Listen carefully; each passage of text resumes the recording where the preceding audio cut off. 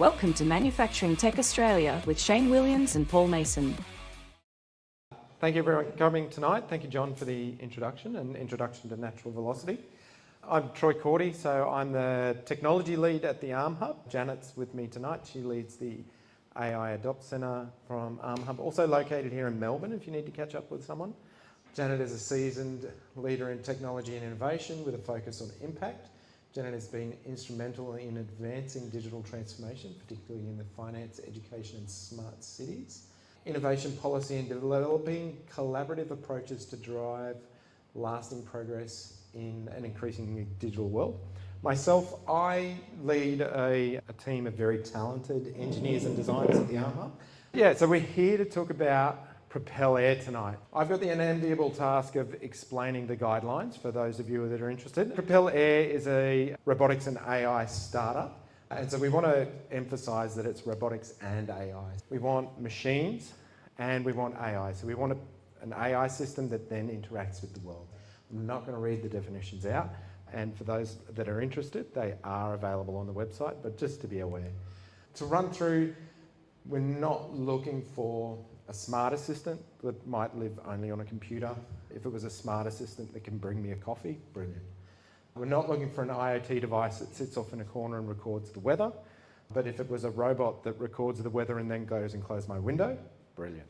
To give you some ideas, that we see lots of, how's the way to phrase this? There's lots in the industry around developing AI as a solution, as a standalone. But we do tend to find that there's not much support for hardware platforms. And so we really want to encourage that hardware to come with the AI or have AI that can be demonstratively used on hardware. Yeah, questions, please, questions as we go. So can you have just the AI and use an off-the-shelf robot? Yes, we don't want everyone to come as a hardware company. We don't want to restrict people to that. We do understand hardware's hard to build. We do understand that we don't need everyone to build hardware. Once it's there, we want to be able to use it as a tool, but we do want solutions that have impact and can work in the real world. But yeah, also good idea. Questions as we go if there's any. Otherwise, we will be around later on tonight and we can talk about stuff. Propel Air is a groundbreaking initiative designed to catapult Australian robotics and scale startups and scale-ups using AI into the global stage. And we'll talk about that in a minute because the winners will be off to Boston. So we want to foster connectivity and a competitive robotics ecosystem. So we're not here just for this startup. At the end of this startup, we want to have a community around robotics and AI that is a lasting effect of the project. So we want to continue on, and we're looking to run this across multiple years. So we're looking also for companies that might not be ready yet, but are looking to be ready next year or possibly the year after or into the future. So as part of this tool, we're also approaching universities, and we're going to talk to student groups and PhDs and things like that may not have time to focus necessarily on the business aspects of these at the moment.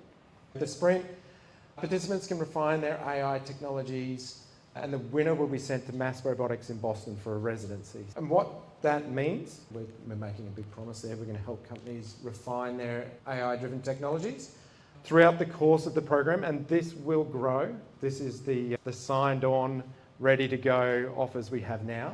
We're going to have a bunch of core activities and a bunch of optional activities. So core activities are going to be media promotions, so we're looking to help companies get media ready. How do we talk to news? How do you get an ad campaign going? How do you get a social media presence? Things like that.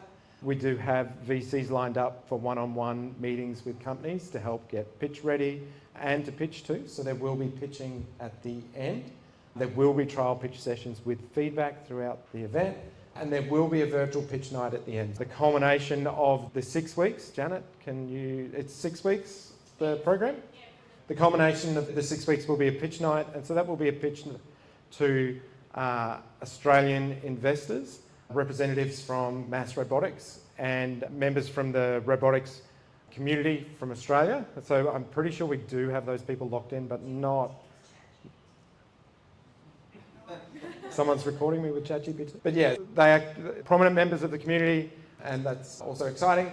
We do understand, and feedback that we have from companies that have gone through accelerators and scale-ups and things like that in the past, is that quite often a company will come in at varying levels of expertise and experience. And what we don't want to do is force everybody into the one box. So we understand companies have different capabilities and different skills. So what we're going to do is offer a bunch of optional activities for companies as they come through. So some of these are quite exciting. So we have some market fit information and one-on-one sessions. Pitch readiness, so one-on-one with experts to fine-tune your pitch and get it ready for the pitch night. We have scale-up and scale-up marketing workshops. So these are workshops dedicated for the scale-up and start-up industry. So how do you start to build that presence? How do you start to grow that community awareness of your product?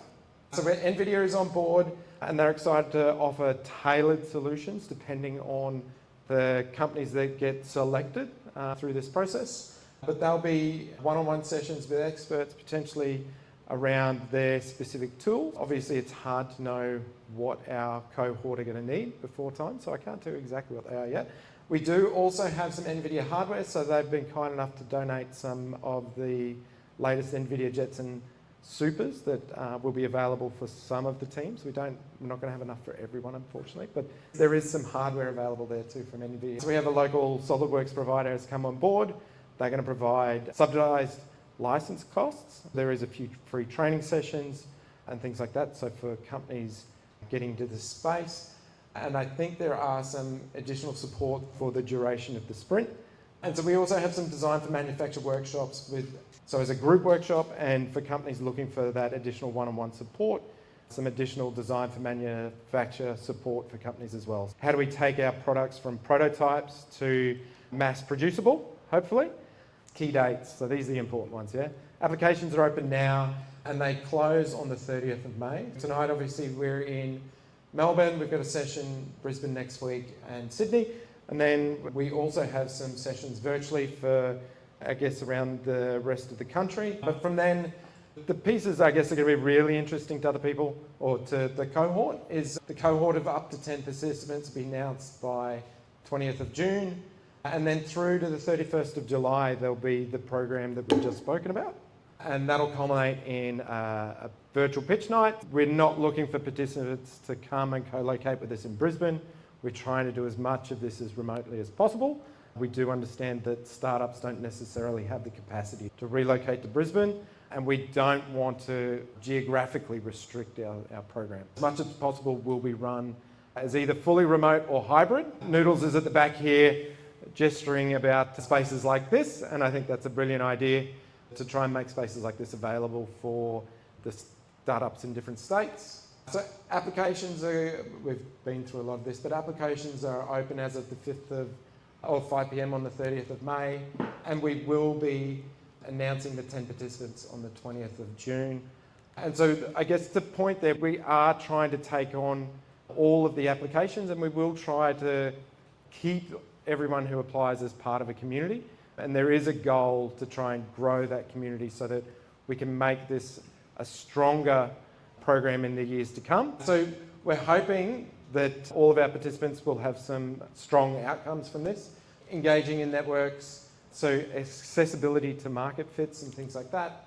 And then obviously we have the winners announced on the 4th of August, what everyone's here for, the prizes. Obviously there's there's a residency in Mass Robotics, so that's for up to a month to access lab space and their network of experts. Mass Robotics has committed to work with ArmHub to identify relevant tech companies in Boston once the winners are known.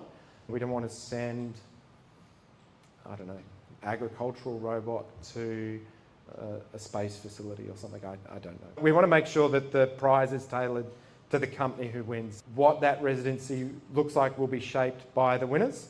In addition to that, there will be tickets to RoboViz and their pitch event on the East Coast. I forget which city it is right now. California somewhere. As well as the regular pitch nights that Mass Robotics hosts for its residents. So global exposure through that. So we also have a cohort of mentors lined up in varying fields to support our 10 participants. Obviously, media opportunities and partner perks, which will be made available to all of the participants. So here we go, some bit more details. So that we return airfares for 2 staff members, accommodation and living expenses for 4 weeks in Boston, invitations to meet with international robotics networks, RoboViz in San Ana, Silicon Valley. I should have clicked through my slides. Getting too far ahead of myself.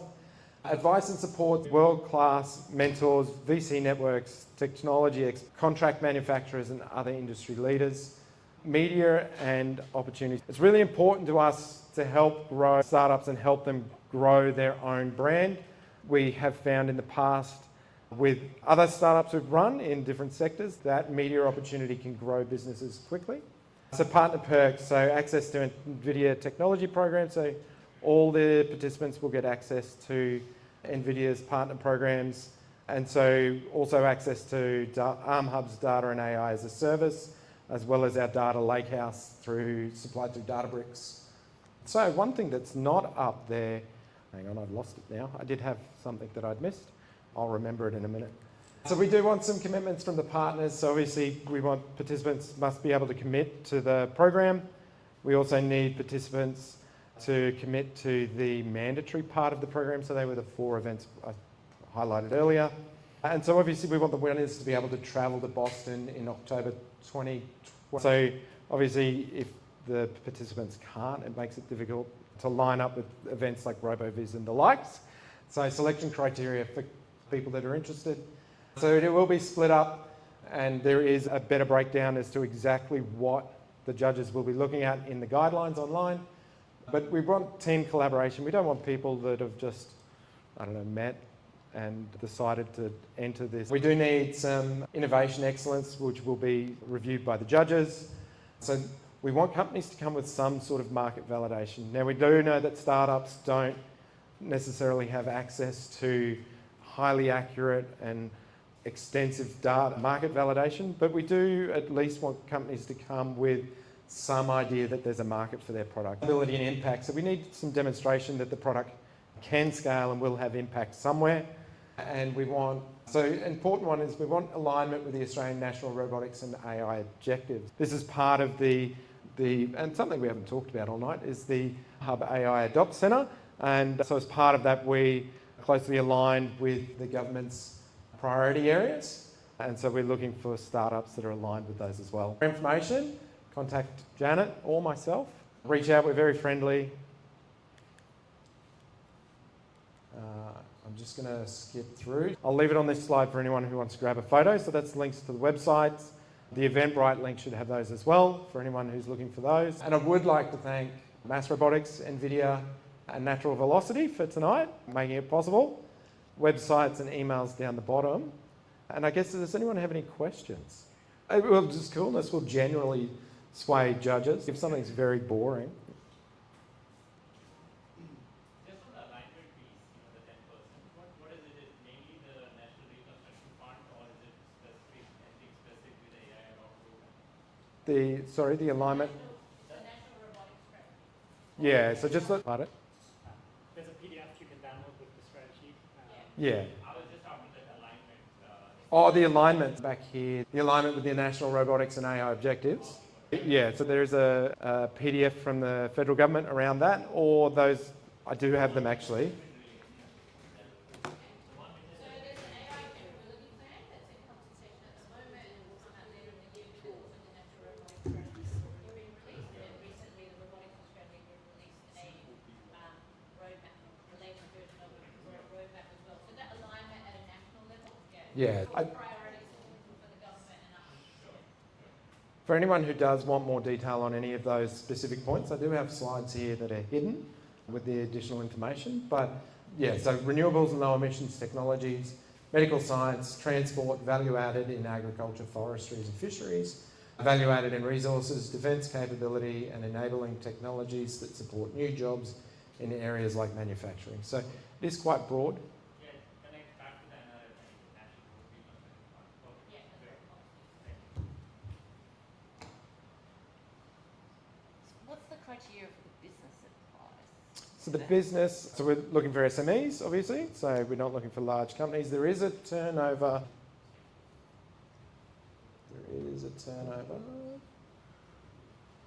amount.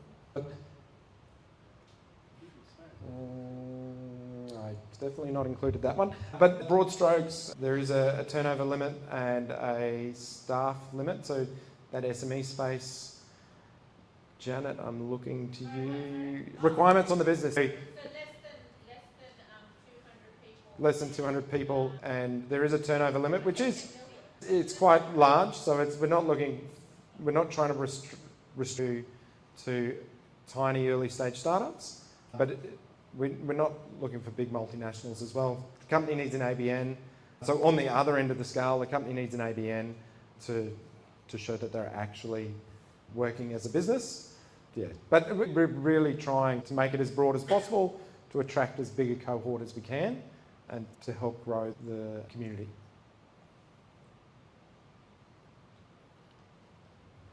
Well done, Troy.